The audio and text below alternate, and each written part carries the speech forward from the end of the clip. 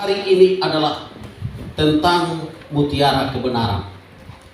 Mari kita sama-sama membaca firman Tuhan ini di dalam Pengkhotbah pasal 3 ayat 11. Setelah hitungan yang ketiga, kita sama-sama membaca.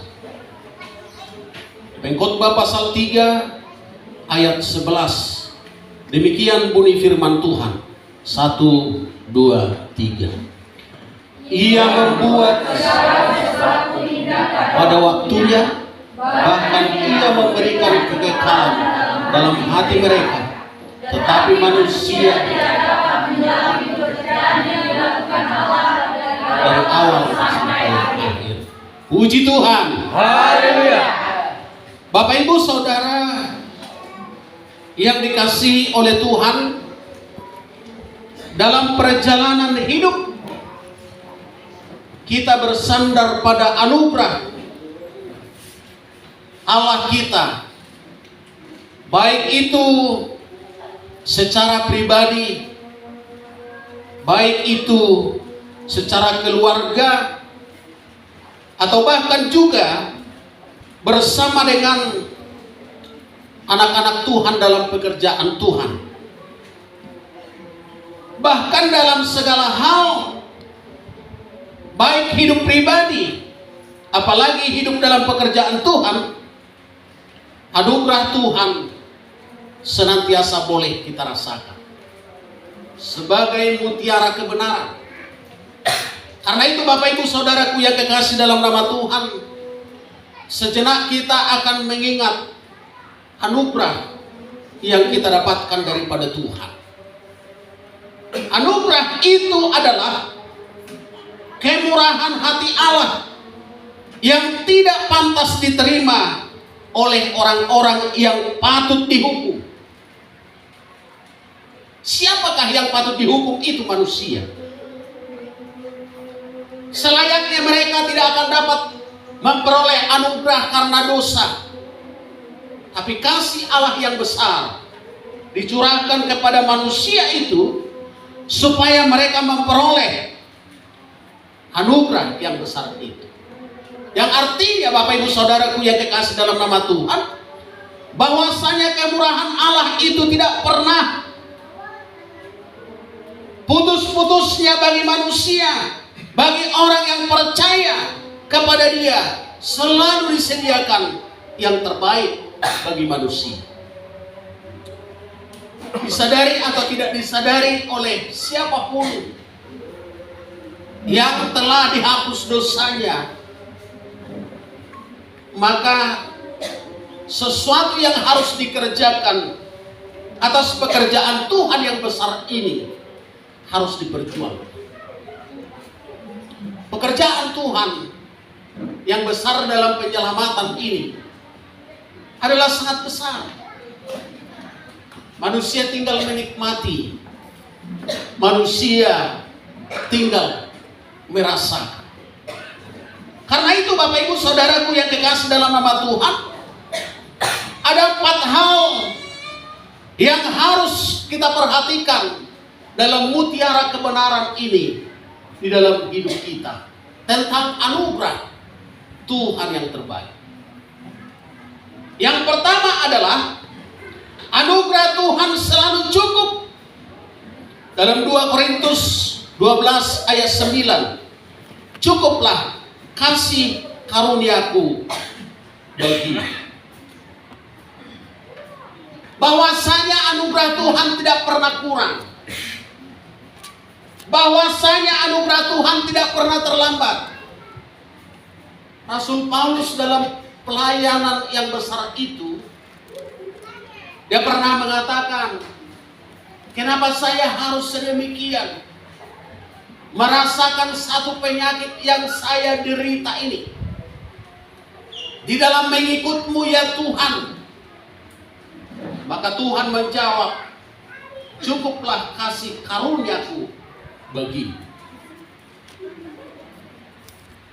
Yang dimaksud oleh firman Tuhan inilah bahwa setiap manusia itu ada pergumulan, bahwa setiap manusia itu ada kesulitan. Oh, setiap manusia itu ada keterbatasan.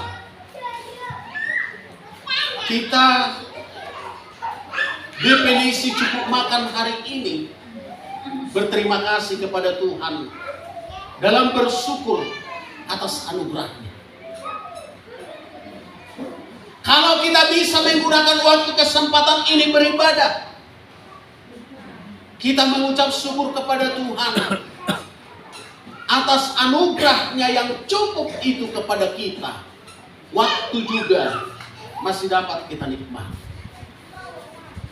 Bapak Ibu Saudaraku yang kekasih dalam nama Tuhan, anugerah Tuhan yang cukup itu harus kita maksimalkan di dalam kehidupan kita. Lihat saja kelemahan kita, kekurangan dan keterbatasan kita. Tapi Tuhan berkata, dan Tuhan hadir untuk mencukupkan anugerahnya bagi kita. Bapak Ibu Saudaraku yang kekasih dalam nama Tuhan, ingat, begitu kita hadir di tanah perantauan ini, apa yang bisa kita bawa? Dicukupkan Tuhankah? Iya.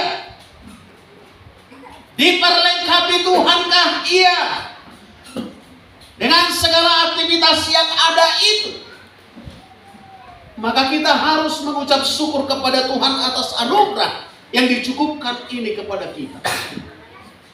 Karena itu Bapak Ibu Saudaraku yang kekasih dalam nama Tuhan, saya mengatakan dalam diri saya, ya Tuhan, betapa saya harus bersyukur atas anugerah-Mu yang besar.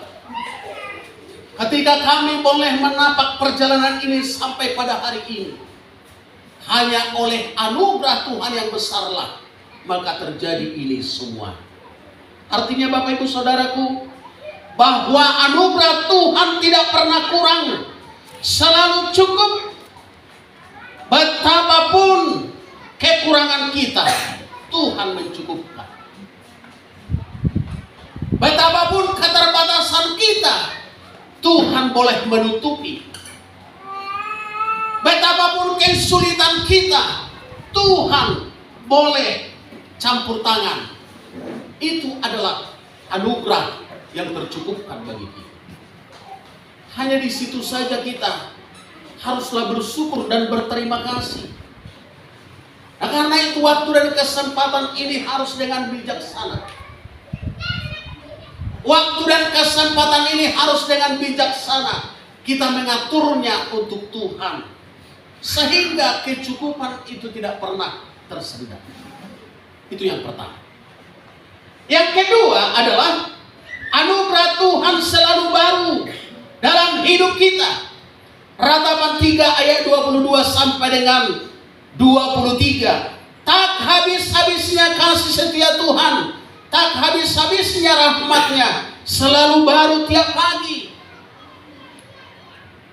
Bapak Ibu Saudaraku yang kekasih dalam nama Tuhan, hidup kita boleh berjalan dari tahun ke tahun yang banyak tantangan itu, tapi kita ingatlah bahwa Tuhan ada membaharui hidup kita setiap pagi, setiap hari.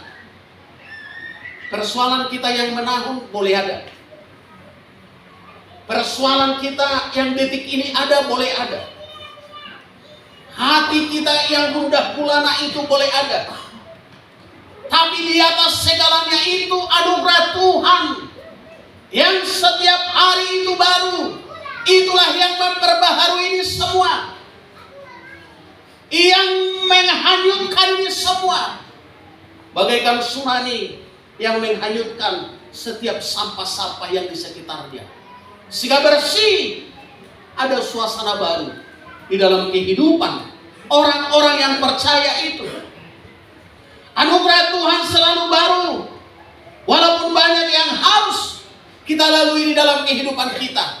Dan kita harus pastikan bahwasanya anugerah Tuhan lebih besar daripada kesulitan kita, lebih besar daripada persoalan kita, lebih besar daripada keterbatasan kita. Puji Tuhan. Haleluya. Jadi kalau kita mengingat-ingat kelemahan, kesulitan, keterbatasan, maka anugerah itu akan terhalang.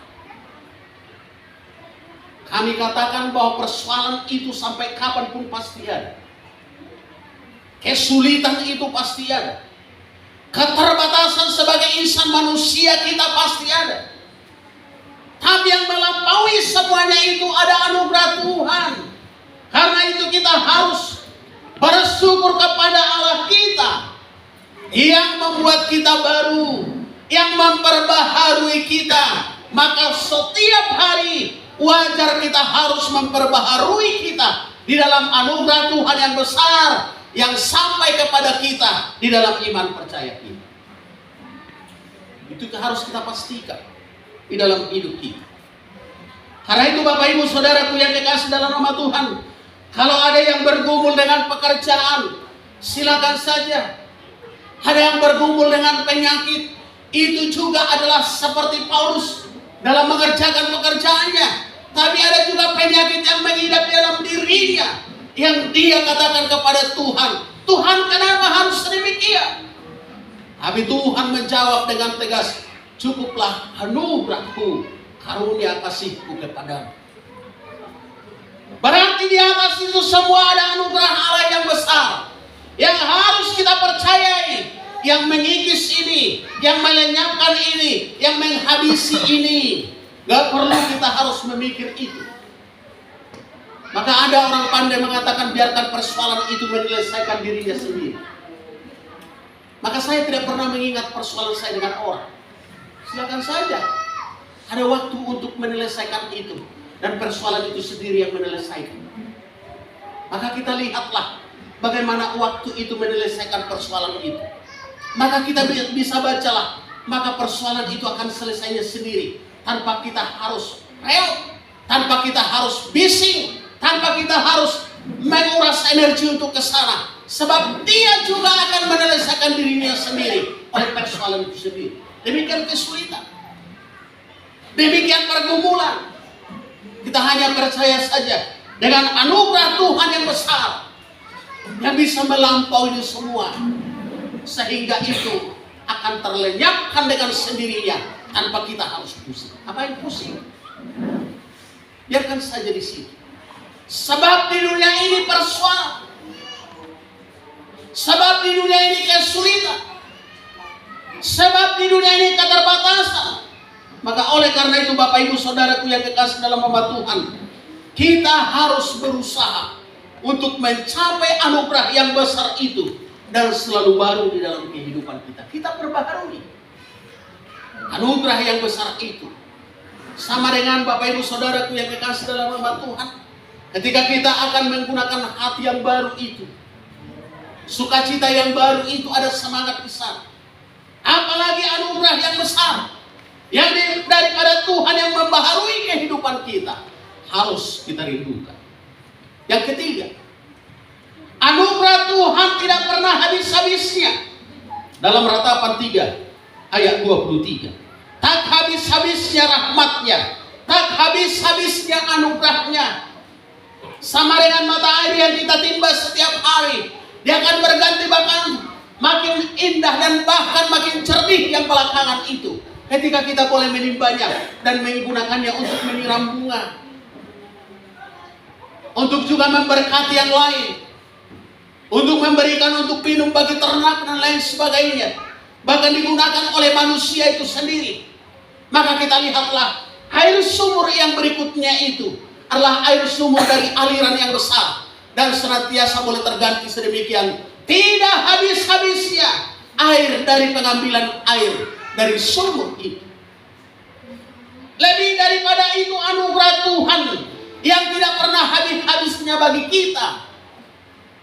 Kalau tenaga kita boleh habis, kemampuan kita boleh habis, tapi anugerah Allah tidak pernah habis untuk kita bawa dalam hidup kita, untuk kita timba dalam kehidupan kita. Kita yang kadang-kadang tidak mau menimba anugerah itu di dalam sukacita, di dalam damai yang sempurna, di dalam pemberkatan Tuhan yang besar di dalam hidup kita.